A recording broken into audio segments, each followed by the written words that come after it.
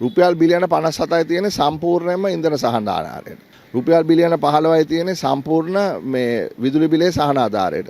ওই ටික ඉවර වෙච්ච ගමන් සහන ආධාරය අවුට්. මෙතන මේ පල්ලියේ ෆාදර් පන්සලේ බණ කියන්න හදනවා වගේ වැඩක් මෙතන අවුලක් වෙලා තියෙන කියලා දැන් මෙතන NPP එකයි JVP එකයි මම දන්නේ ඒගොල්ලන්ගේ කොයි විදියට මේක ඇතුලේ අර්බුදයක් තියනවද නැද්ද කියලා. නමුත් ඒගොල්ලන්ට හරියට මේක හැන්ඩල් කරගන්න බෑ. මම දන්නේ මේ මිනිස්සුන්ට මේක දේ හරියට තේරෙනවද කියලා. ඔන්න ඔක තමයි තියෙන අවුල. තෙල් මිල වැඩි වෙනවා කියන එක මගෙන් අහන්නේ මොනවටද? තෙල් මිල වැඩි වෙනවා තමයි. මේ කට්ටිය වැඩි කරනවා. අනිවාර්යෙන් වැඩි කරනවා. මේ සබ්සිඩි ගායින් කරනවානේ. මරුවන ඔය තෙල් මිල අඩු කරාද ඕගොල්ලන්ගේ කාලේ? ඔව්. අපේ කාලේ අඩු කරලා දුන්නා. අපේ කාලේ 2015 දී අපි තෙල් මිලත් අඩු කළා, විදුලි බිලත් අඩු කළා. අඩු කළා ඒ ආයතන ලාභ කළා දුන්නා. අපෙන් රුපියල් 95ට ඩීසල් ගහපු අය තමයි අද ඔය 407ට ගහන ගමන් තොපේ කාලේ කොලාද කියලාද අපෙන් අහන්නේ. අපේ පෙට්‍රල් 114ට ගහපු අය තමයි ඔය 450ට පෙට්‍රල් ගහන ගමන් අහන්නේ. අසත් මගුලාන කරන කුදලගෙන එන්න ඕන ලංකාවට. ගෙනල්ලා ඒ මිනිහව අනිවාර්යයෙන්ම මේ අත්අඩංගුවට ගන්න ඕන. ස්ත්‍රී දූෂණයත් සම්බන්ධයෙන් බරපතල චෝදනාවක් තියෙන මිනිහ තමයි අසත් මගුලාන. ඔයාලා වැඩිපුර කඩ යන්නේ කාටද? නෑ අපි කාටවත් කඩ යන්නේ. එයා කතා කරොත් එයා වෙලා බිග් කුච්චන් තමයි. අර අකුරැස්සේ අර මාතරින් ඉන්න අනිතර ඉංග්‍රීසි ගුරුතුමාවන ඇක්චුවලි තමයි. ඊට පස්සේ ඇක්චුවලි බිග් කුච්චන් කියද්දි ජනාධිපතිතුමා ඔක්කොම තේරෙන විදිහට ලස්සනට hina වෙලා හරි thank you කියනවා. ආණ්ඩුවට වගේ නෙවෙයි ආණ්ඩුවට ඉන්නේ වන් මෑන් නේ. අනුර කුමාර විතරයි. හැබැයි විපක්ෂයට නායකයෝ රොත්තක් ඉන්න එකකින්ද අනුර කුමාර මහත්තයට මේ නම් ඇහුවම තීන් දාඩිය දානවා. නංගි දෙන්නම් කියලා ආච්චිව දීලා තියෙන්නේ. අක්කව නෙමෙයි. ආච්චිව දීලා තියෙන්නේ. ඉතින් ඒකට හැම පැත්තටම වදිනවා. හැමෝගෙම බලාපොරොත්තු සුන් වෙලා. ඇත්තටම මේ රටේ විපක්ෂයක් නැහැ. ඒකයි කියන්නේ. මේ රටේ විපක්ෂයක් නැහැ. ප්‍රතිපත්ති ප්‍රකාශනය. පොහොසත් රටක් ලස්සන ජීවිතයක්. පිටුවන්ක 165. විෂය භාර ඇමති බලශක්ති නියෝජ්‍ය ඇමති. සංකීර්ණ හා අතරමැදි බදු රාශියක් වෙනුවට සරල බදු ක්‍රමයක් හඳුන්වා දී ශ්‍රී ලංකාව කලාපයේ අවම විදුලි මිල සහිත රටක් බවට පත් කිරීම.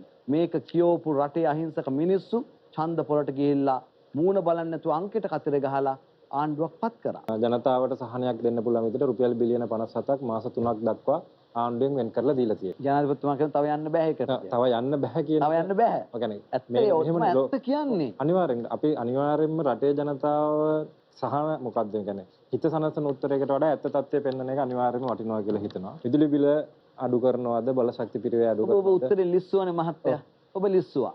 ලිස්සන්න එපා මේ රටේ මිනිස්සු බලන් ඉන්නවා. ඔබලා කියනවා ඡන්දයට ගන්න කලින් ඔබල සරල බදු ක්‍රමයක් හඳුනා දීලා අතරමැදි බදු ඉවත් කරනවා කියන්නේ. ඒක තමයි ලහිරු ඒක අයිඩියොලොජිකලි. මගේ ගාව දැනටත් තියෙනවා. ප්‍රතිපත්තිමය වශයෙන් විමසන. දැනටත් තියෙන සරල බදු ක්‍රමයක් තමයි තියෙන්නේ. දැනටත් ඩීසලට ඒක තමයි ඔබතුමාට. ඇයි ඔබලා මේක කියන්නේ? මොකද්ද? මේ ප්‍රතිපත්ති ප්‍රකාශන මේ වාක්‍ය දාන්නේ ඇයි? ඔව් ඒක තමයි සරල බදු ක්‍රමයක් තමයි තියෙන්නේ. ඔබලා බදු ක්‍රමය වෙනස් කරේ නෑ. සරල බදු ක්‍රමයක් තමයි මේක. තිබ්බ බදු ක්‍රමය. ජනතාවට ප්‍රවේශමෙන් පරිහරණය කරන්නේ. ඒක නිකන් තෙල් සංස්ථාවට කියනවට එහෙම එකක් නෙවෙයි. ආණ්ඩුවට තරහට ඕ ආණ්ඩුවට මේ ආදරයට කරන්න කියනවා නෙවෙයි. ඔබ වෙනුවෙන් ඒක කරන්න ඕනේ. මොකද හෙට අනිවාර්යයෙන්ම මේ පුච්චන ඩොලර් ප්‍රමාණය වැඩි වුණොත් ඩොලරයකට හිට වුණොත් අපිට අනිවාර්යයෙන්ම ප්‍රතිවිපාක දරන්න. මේ පාරේ යනවනම් මේ යන පාරේ යන්න කාත් එක්කවත් අපි නම් එකතු වෙන්නේ නැහැ. මේ මලගයක් අස්සේ මගුල් ගයක් කන්නේ කොහොමද? රෝල්ස් රොයිස් ගේන්න, චොපර් ගේන්න, පොටපාදලා දෙන විදියට ප්‍රතිපත්තිය තීරණය කරන්නේ. අපි අහනවා ජනතා විමුක්ති පෙරමුණේ සමාජික බලගෙනියන ඕගොල්ලොන්ගේ පංචේන්ද්‍රයන් වැඩ කරන්නේ නැද්ද? මේවා තේරෙන්නේ නැද්ද? දන්නේ නැද්ද? බෙර දවුල් ගහගෙන ඉස්කෝලේකට යනවා තූර්යවාදක කණ්ඩායමකුයි ජාතික කොඩියයි ඔක්කොම උස්සලා ඉස්කෝලේ වැසිකිළියක් මුල්ගල තියා. 76 වසරක ඉතිහාසයේ කිසිම පාර්ලිමේන්තු මන්ත්‍රීවරයෙක් ඉස්කෝලේක වැසිකිළියක් මේ මුල්ගල තියන්න ගිහිල්ලා නැහැ. ඒ මාර බාහුව එකක් තමයි ඉතින්. මේ පුංචි මොලේට එහෙම තමයි. තව අලුතෙන් ණය එකතු කර ගැනීමෙන් චූන් වෙනවා නම් කවුරු හරි චූන් පාන්කාරයෝ ඒ තරම් මෝඩියෝ තවත් නැහැ. ලෝකේ කොහේ හරි සමුද්‍ර සංදියක මොකක් හරි කචල්ලයක් වෙච්ච ගමන් අපි මෙහෙ නැහෙනවා. කැමති නම් අර ෂෙඩ් ගාවට එන ජෙපි කට්ටිය කියනවා වගේ අපිට ඒවත් කොහොම වුණත් සැපයි උඩ පටවන තරමට ජොලි කියලා කියනවා. ඉතින් අපිට ප්‍රශ්නයක් නැහැ. සංගීත මාත්‍යා ඔළුව කහකා කියන්නේ කොණ්ඩේ නැති වුණාට බුරු කියනකොට එහෙම බොඩි ඇක්ෂන් එනවා. ඒ කියන්නේ ශරීර චලනයන් වෙනවා බුරු කියනකොට. කොණ්ඩේ නැති වුණත් ඔළුව කහන්නේ ඒක. ගංජා වලින් අරක්කු වලින් සිගරට් වලින් වහගන්නේ මොකද්ද? තරුණයෝ. මොකද්ද වහගන්නේ? හිස්කම වහගන්නේ. මොකද්ද හිස්කම? තමන්ගේ හීන වලට යා ගන්න බැරි හිස්කම.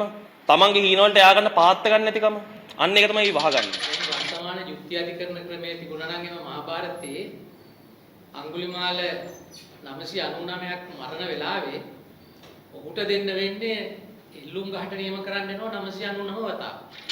ඔබතුමාට මොකද හිතන්නේ දැන් මෙයා යන ගමන කොහොමද මේ ආණ්ඩුවේ ගමන ගැන? ඔය ප්‍රශ්නේ මගෙන් නෙවෙයි අහන්න ඕනේ. ඔවා කරන්න ආණ්ඩුව ඕනද කියලා. ආණ්ඩුවේ මේ මැති ඇමතිවරු කියන්නේ දැන් ඔබතුමා මේ වැඩි මේව කරනවා වැඩි මේ පහන නිවෙන්න යන කාලේ තමයි මේ කරන්න කියන. ඔබතුමා මේ පහන මේ අවසාන කාලේ මේ නිවෙන්න යනකොට දැල්ල වැඩි වෙලා තියෙන්නේ. ඒක දන්නේ පහන පත්තු කරපු කෙනානේ. පහන් පත්තු කරන්නේ නැති අයට ඒක තේරෙන්නේ නැහැ. 103ට බැස්සනේ. දැන් 103 දැන් වැඩි වෙලාද තියෙන්නේ? ඔබතුමාත් එක්ක ජනතාව එකතු වෙලා තින්නේ. මැතිවරණයක් තියන්න. මැතිවරණයක් තියෙන බව ටීම් එක සිලෙක්ට් කරන්න. මැච් එකට කලින් ඔක්කොම ප්‍රැක්ටිස් කරමු. කොහොමද යට ගහන්නේ? කොහොමද CID දෙන්නට පරීක්ෂණ කරන්නේ? කොමිෂන් දාන්නේ? ඒ වෙලදී අලුත් දේවල් නෙවෙයිනේ නේ. හොඳට තේරෙනවනේ. අයියේ අමුත් දේවල් දෙන්නේ මොකක්ද? අමුදා තේරෙනවනේ නෑ නේ. අපි එහෙම කිරුවේ නෑ. 100ට නෙමෙයි 100 කතා වැඩක් නෑ. ප්‍රතිචාරය පේන හොඳ රැස්වීම සෙනඟ දිහා බලපුවා. රැස්වීම වලට සෙනගෙන්න පුළුවන්. එහෙනම් ඉතින් හැම රැස්වීම වලට සෙනඟ ඉන්නේ. ආණ්ඩුව සිල්ලට කඩයක් වගේ. තොග කඩයක් වගේ. හිතු වෙලාවට වැඩි කරනවා අඩුවීමක් පේන්නෙම නෑ. කරපු කාලේ අපි කෙරුවා හොඳට. හොඳට කෙරුවා ආණ්ඩුව.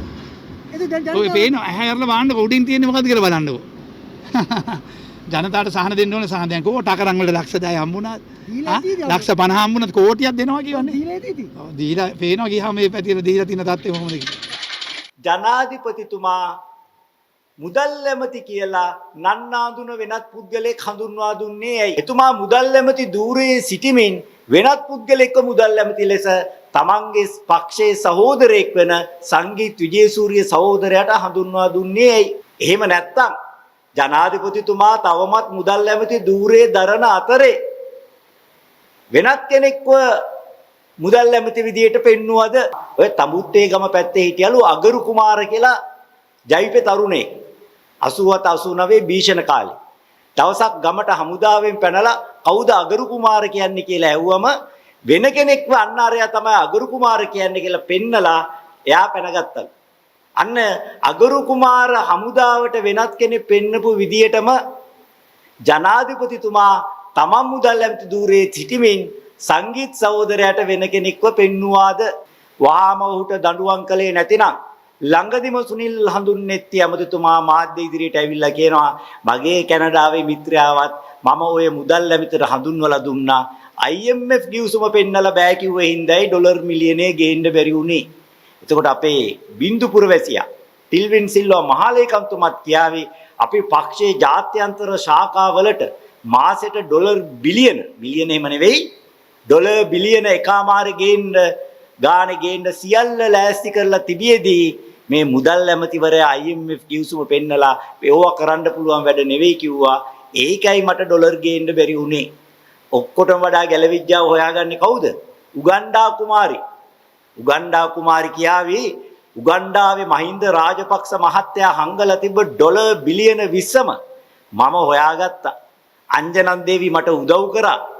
ඒක ගේන්න හදනකොට අපේ මුදල් ඇමතිතුමා කිව්වා හෝ IMF ගිවිසුම කඩ වෙන වැඩක් ඕකනම් කරන්න එපා. අපි QR කෝඩ් එක විතරයි දාලා තියෙන්නේ. මේක කොවිඩ් වගේ තත්වයක් නොවේ. කොවිඩ් වලදී සිදු වුණේ රට වහලා ආර්ථිකය අකර්මණ්‍ය කරලා රට පාලනය කරන්න. පෙරේදා යම් තැන්වල විදුලිය කප්පාදු කිරීමකට සිදු වුණේ ඒ මොහොතේදී අපේ ඉල්ලුමට වඩා සැප වැඩි වෙච්ච නිසා. මැතිවරණයේ තියෙනනේ දැන් පෞගේ කාලේ විපක්ෂණ කාලේ කීපේවත් එක්ක දැන් ඒ ඕගාල් Facebook වල මේ සමාජ මාධ්‍ය වල ගහන ආකාරවල දකින්නේ. දැඩි විවිධ ලක්වලා තියෙන රජයේ.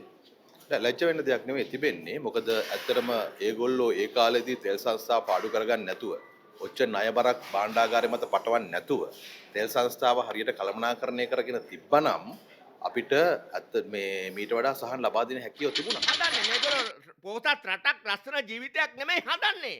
හදන්නේ දුප්පත් රටක් සහ අවලස්සන ජීවිතයක් හදාගෙන තමයි මේ තියෙන්නේ. පව් රට උඹලා එදා කිව්වේ බොරු. අද තමයි උඹලාගේ හෙළුව මිනිසුන්ට දකින්න සලස්සලා තියෙන්නේ. වහාම ක්‍රීඩා අමාත්‍යාංශ සුද්ධ කරන්න ඕන ක්ලීන් ශ්‍රී ලංකා දැන් යට ගිහිල්ලා තියෙන්නේ ආයි තුඩ ගන්න පුළුවන් ඕනනම් ස්පෝර්ට්ස් මිනිස්ට්‍රි එකෙන්. සමහරට ඇමතුමාව සුද්ධ කරන්න වෙයි.